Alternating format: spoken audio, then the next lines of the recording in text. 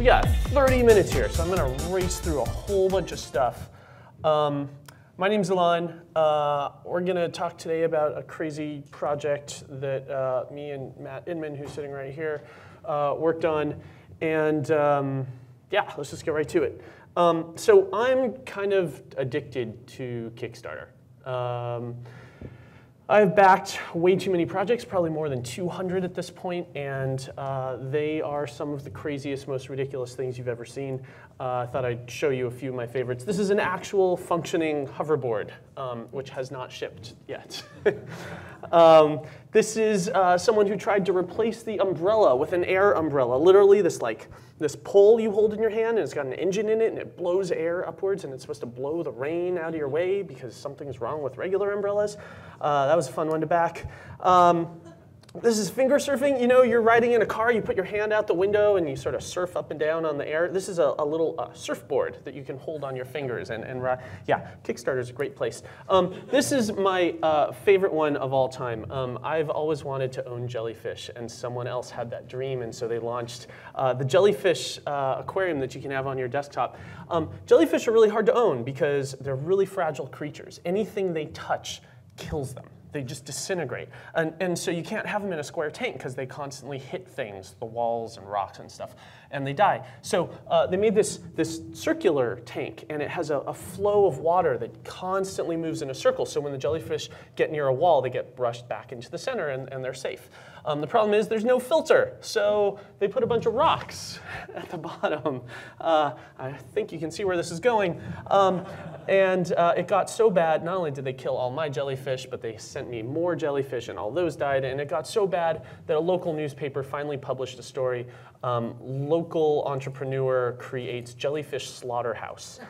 And that was a fun thing on Kickstarter. So today, I want to tell you about a game that Matt and I launched on Kickstarter. It did really well. Of course, the game I'm talking about is called Bomb Squad. And the way the Bomb Squad worked, I've always wanted to make a physical game. I've been making digital games and video games for 15 years now. I've always wanted to make a physical one. Bomb Squad was a really simple game. All we did was we took a regular deck of cards, we put a few jokers inside that deck, put it face down on the table, and we took turns drawing cards until someone drew a joker, and then that person was dead. It wasn't much fun at first until we added all kinds of extra rules about ways to skip your turn and ways to screw over other players at the table. And it started to get really fun. The problem was it had no soul, had no story, it had no reason to really keep playing other than the raw game mechanics. And then in November of last year, I met Matt, who is the author and illustrator and creator and creative brain behind the Oatmeal. Do you guys know what the Oatmeal is? Some fans, yeah, all right. We'll say hi to Matt afterwards, he's sitting right here. I'm gonna show you some examples of some of the more awesome stuff that Matt has made. Woman wearing a t-shirt, 3 great little check boxes about said t-shirt and women in it. And here's the same with a man. I don't do these justice, so I'm mostly just going to flip through some of my favorite Oatmeal comics of all time. I'll just wait for this one. He also recently drew one specifically for Exploding Kittens. Sort of like cow walks into a bar joke.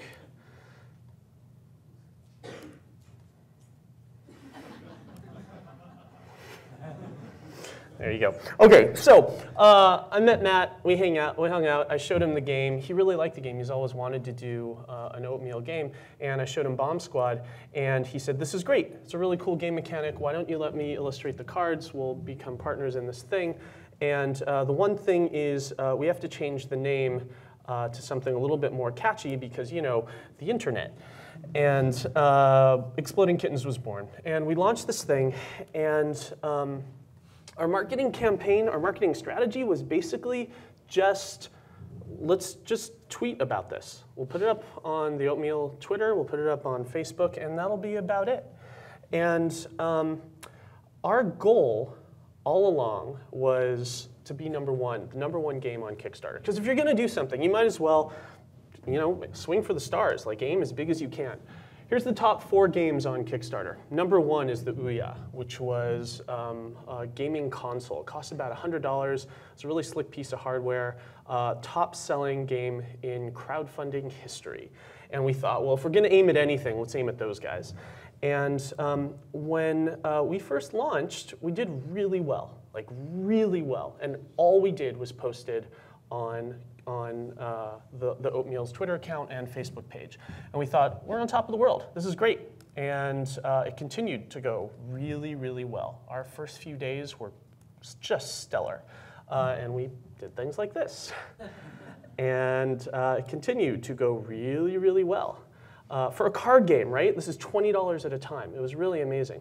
But then, a lot of you guys who may have done Kickstarter campaigns know this pattern. Here's the first few days of our campaign. Really well, but look at that trend. Scarier and scarier and scarier. And after our first week, we all knew where this is going. And we realized we had to do something about this. And because we didn't want this to just bottom out. A lot of campaigns have a really nice last day, but this trend, clearly we had tapped a huge market, we attracted a lot of attention, but we had to do something else if we wanted to ever get to that #1 spot.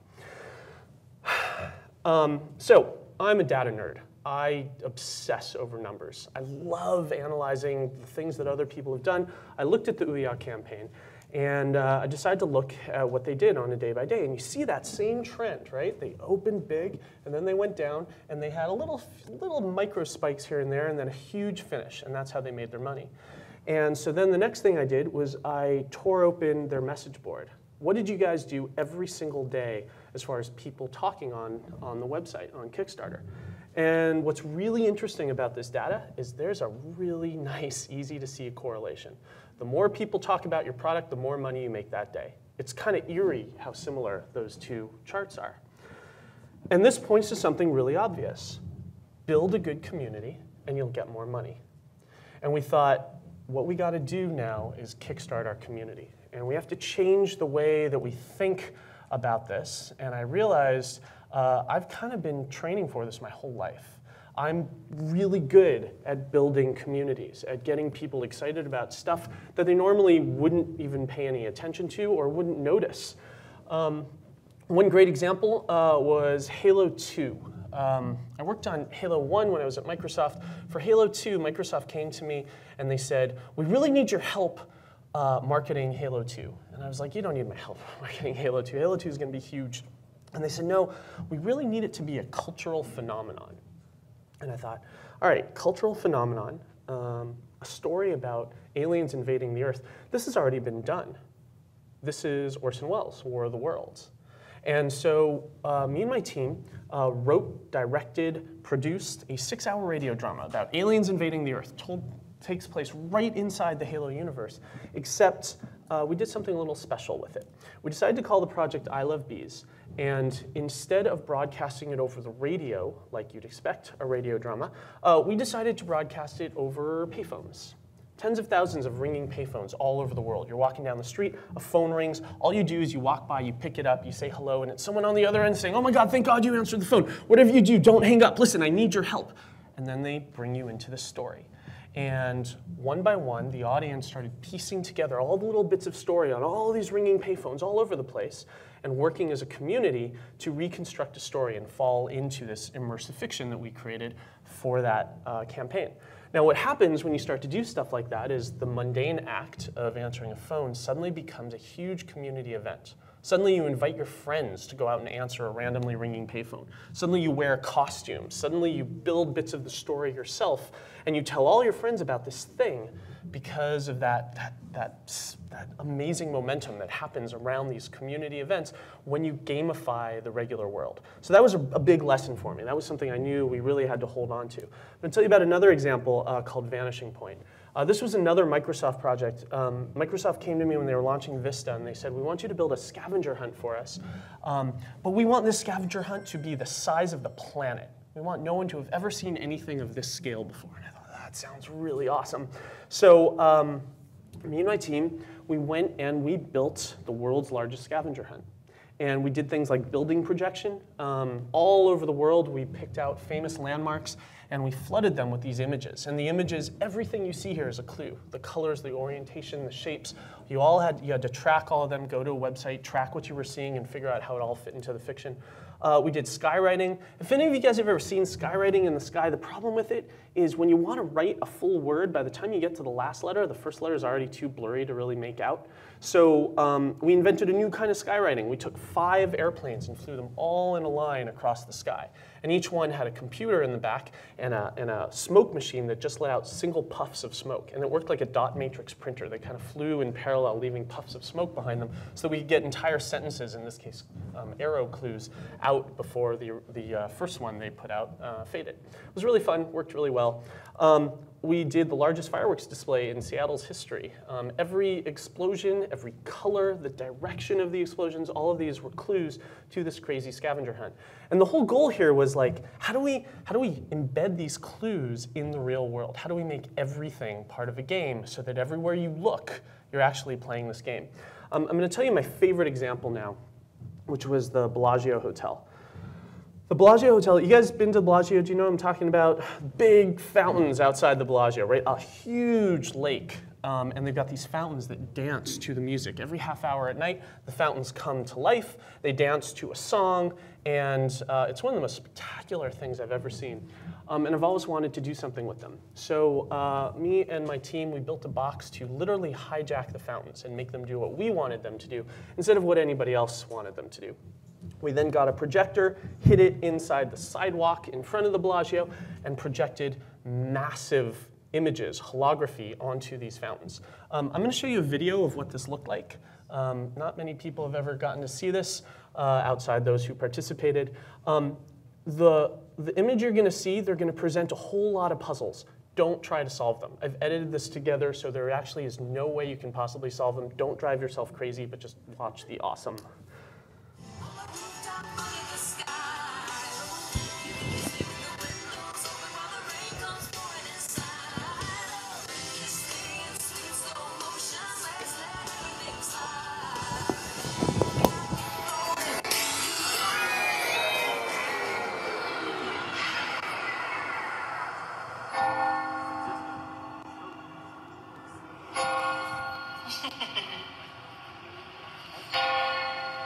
It's time. My name is Loki. My job is to find the smartest people on the planet.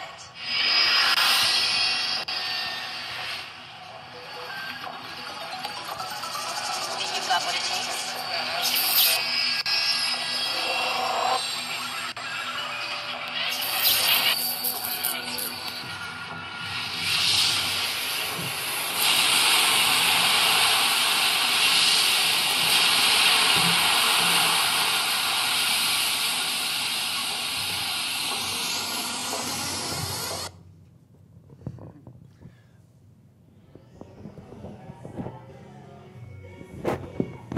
So it was kind of fun, right? After that crazy thing, then the fountain show just goes on as if nothing happened. It was great fun. What do you do at the end of a campaign like that? You have to do something as big as the campaign itself. So the person who got to the end of the scavenger hunt before anybody else, we flew them to space. That was pretty fun. Okay, so back to our story. So we're staring at these first 6 days. We've got tremendous opening, but now it's tailoring off. Now it's petering out, and we really need to fix that. And we've got all this knowledge about how to entertain people, how to turn everything into a game, how to let you see games everywhere in the world around you. And we decided that previously what we had been doing is looking at the word crowdfunding a lot like this, all concentrating on the funding. And what we ought to be doing is looking at it like this. And what that means for us is we're never going to talk about money again, and we're going to concentrate 100% on entertaining the community and giving them something to do every damn day of the campaign. We want backers. We want communication. We don't want any more money. We're done with money. We don't need any more money. We got plenty to back our to start our campaign. So all we want to do is entertain people now. So how does that start? Most Kickstarter campaigns have stretch goals. They work just like this. They basically say, hey, we got $10,000. If we get $20,000, we're going to do something even more spectacular. $25,000, we're going to give you more cards. $30,000, some brand new shiny thing. This is how most of them work, but they kind of suck because you can't take action. You've already given them money. They're now asking you for more money. It's a really bad thing to ask your audience. We decided to change ours around. Here's how our stretch goals worked. Our first two, actually, we basically said, you've already got these. We weren't quite sure what they were, but we basically said, we've been running for a week. We're going to give you these two stretch goals. The next two are where we're going to start playing games. And we created two really fun, exciting stretch goals that would whet people's appetite and get them really excited about participating. And then we said, these are tied to achievements. No one's done achievements on a Kickstarter page before. We took down our entire page and rewrote it to look like this. It was just a series of achievements. They all started out grayed out. None of them had anything to do with money, except for the first one, which we just gave them for free and said, hey, you've already got 100% funding. But then they started getting weird. They started saying, hey, create us a Wikipedia page, and we'll unlock an achievement for you. Here's another weird one. 10,000 likes on Facebook, because we don't want this to have anything to do with Kickstarter. Then they got even weirder. A photo of 10 people wearing cat ears, and even weirder still, how about 10 Batmans in one hot tub? On and on they went. They were strange and unusual and really fun, and none of them had anything to do with money. All they did was allowed you to participate in a fun thing every day of the campaign, and just keep coming back. Just keep coming back and talking about it. One by one, the players actually unlocked all but 3 of these things. We can talk about why those were the 3 missing ones afterwards, but we're in a hurry. And we decided to title this whole thing Update 9. You have all these updates that you do during a Kickstarter campaign. This happened to be our 9th one. We wanted people to submit all these really fun photos, but we didn't want them to use old photos, so you have to prove, if this was a hostage situation, we make you hold up a newspaper showing the date on it. But in our case, we basically said, show us photos and have the word Update 9 somewhere in them. Here's what happened. We said post 25 pictures of a beard cat, which is one of the cards in our game, and craziness like this ensued. The community is playing with us, right? They're as excited about this as we are. We're not asking them for money. We're saying, let's just have fun. Let's just throw a party. Next thing we asked them for, 25 pictures of a real taco cat. This is my favorite card in the game because taco cat is a palindrome. And this happened. Okay, one of my favorite things is this one right here. This is an actual cat adoption agency. They took one of their cats and legally renamed it Taco Cat. Those are the papers to prove it right there. Couldn't resist. 10 pictures, 10 Batmans in one hot tub. Someone actually pulled it off. You ask them for easy things. 10 people wearing cat ears. It's a relatively easy one, and a ton of people did it, but it was really neat to see them just show up and get cat ears. You then ask them for harder things, for harder achievements. 50 people. Not many of us have access to 50 people. Think they pulled it off? Yeah, a lot of nods. Yeah, they sure did. A ton of people pulled off the 50. Harder still, 100 people. It's hard enough to find a space that holds 100 people. This one went locked. This stayed locked for the longest time until the final week of the campaign. Someone actually pulled it off. And it's hard to see, but every single person in there is wearing cat ears. There's someone holding a piece of cardboard right there that says Update 9 on it. So, yeah. All right. It got even weirder still. The news showed up at my house. Literally, Fox News knocked on my door. No idea how they knew where I lived. They just showed up and started filming. They had no idea what Kickstarter was either, which was fascinating. CNN showed up. They started covering the story. At this point, things started to get crazy.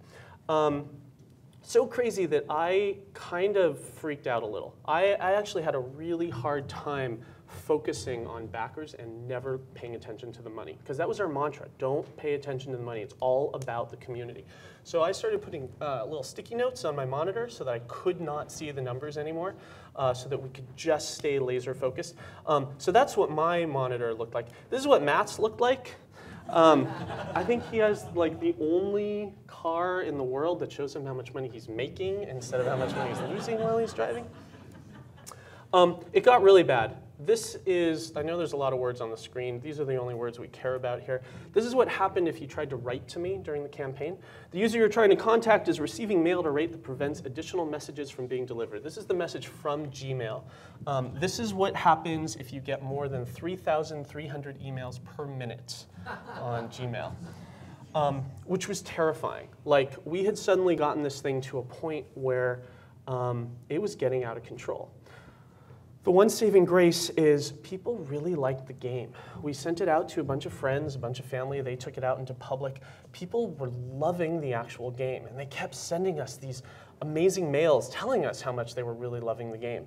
And then they started doing other stuff, like building plush toys for us, which was so awesome to see. Here's another plush toy of our pigacorn. Balloon animals, those started showing up. We had someone build Legos out of actual cards. There's the cards that each one corresponds to. Like, those are awesome. This guy, by the way, also showed up at my house. I don't know how people keep getting my address. Also showed up at my house and hand-delivered these to us, which was pretty rad. Now they're sitting in our office. Leggings, someone made Exploding Kittens leggings. Some guy made a hologram card, actually hand-delivered that as well, which was pretty rad. They started making videos for us.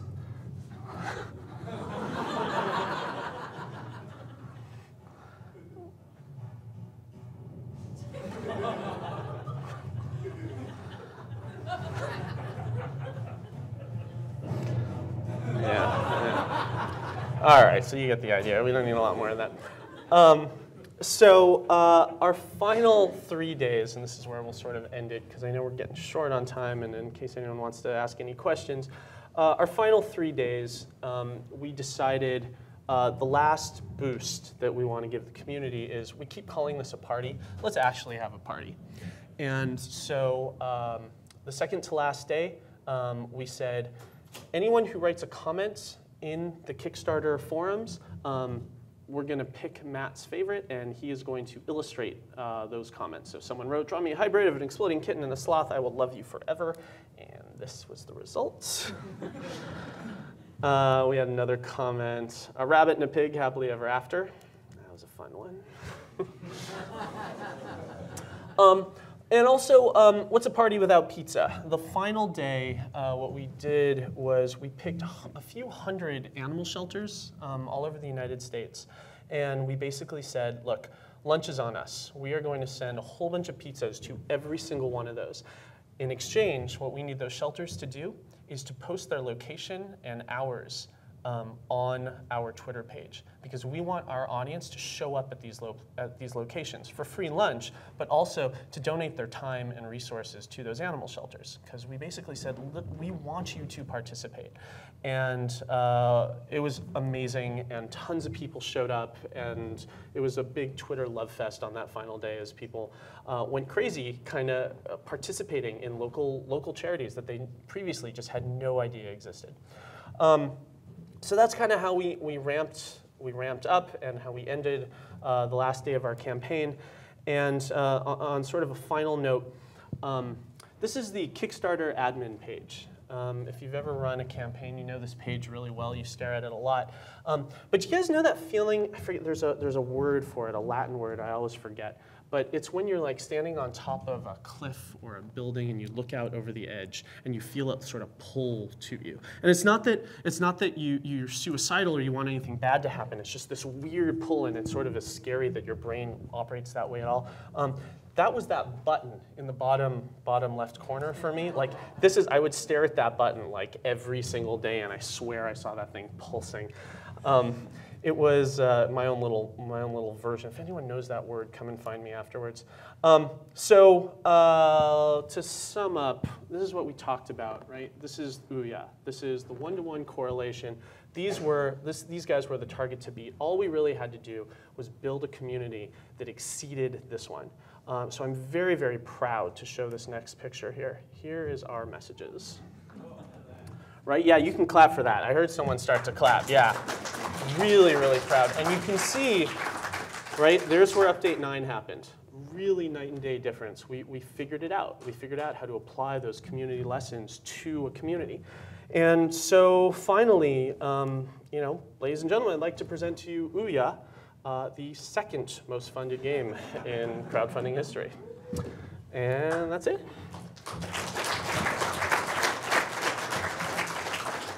We have a couple of minutes if anybody wants to ask any questions. 5 minutes, yeah. Yeah.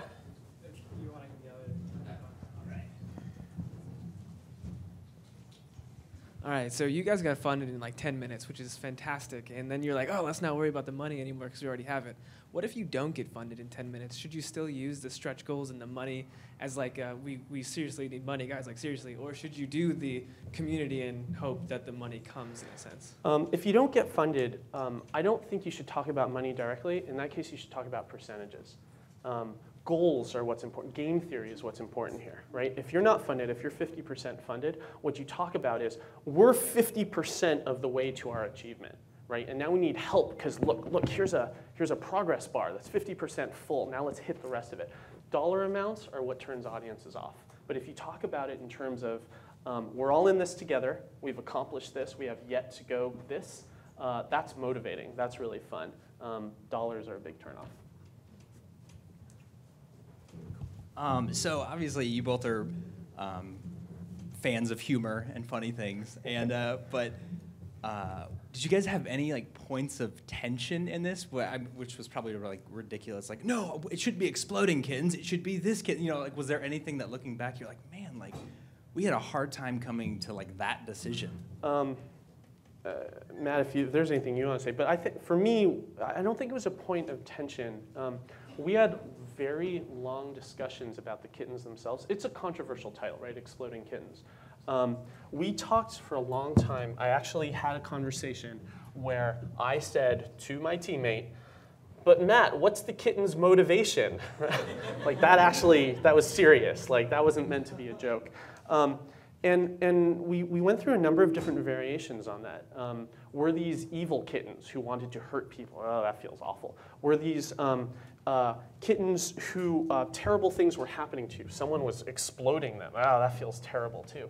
We did suicide bomber kittens, all these terrible, terrible things. And finally what we realized is it's funniest if these are kittens doing kitten things. It's a kitten walking across your keyboard. Kittens walk across your keyboard. This happens to be the keyboard for the nuclear launch facility, right? Like, it leads to an explosion, but it's nobody's fault. It's just sort of a negligent owner, right?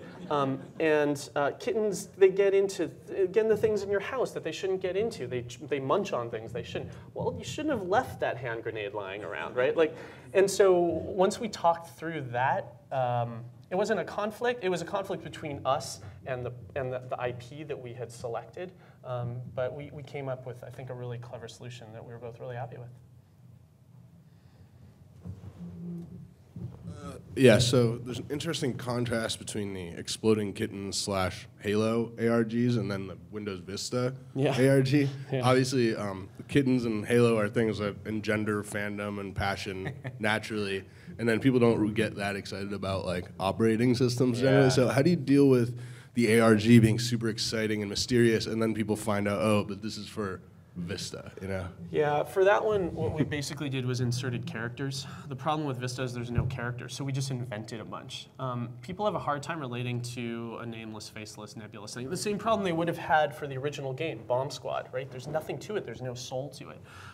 So we went through and we inserted a whole bunch of characters, and we gave them people to worry about, people to care about, people who were in peril, and only the players themselves could rescue them from that peril. And suddenly, people cared a whole lot about it. Even, keep in mind, the whole thing, they have no idea why they're doing this. They have no idea what the prize is. The trip to space was actually something we tacked on at the very, very last minute.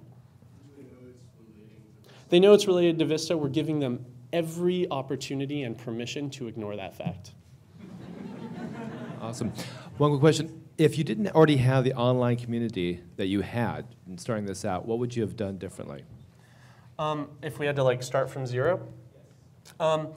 Before any campaign, Kickstarter or otherwise, you build a marketing plan, right? You need to make sure that on day one, you are screaming from the mountaintops to people who are actually paying attention what it is you're doing and why it should matter. That's part one. Most often, the audience that you're screaming to is much smaller than you would like. And so what you have to do is make sure that the place they end up, the link they click, they see something that is so exciting and unique and interesting that then they feel motivated to tell all their friends about it. And this Kickstarter page did a really, really good job of that. If you haven't seen it, go to the page, click the video, and in 90 seconds, I think we can convince you to tell all your friends about this thing. Okay. Done. Yep. That's it. All right. Fantastic, fantastic, fantastic.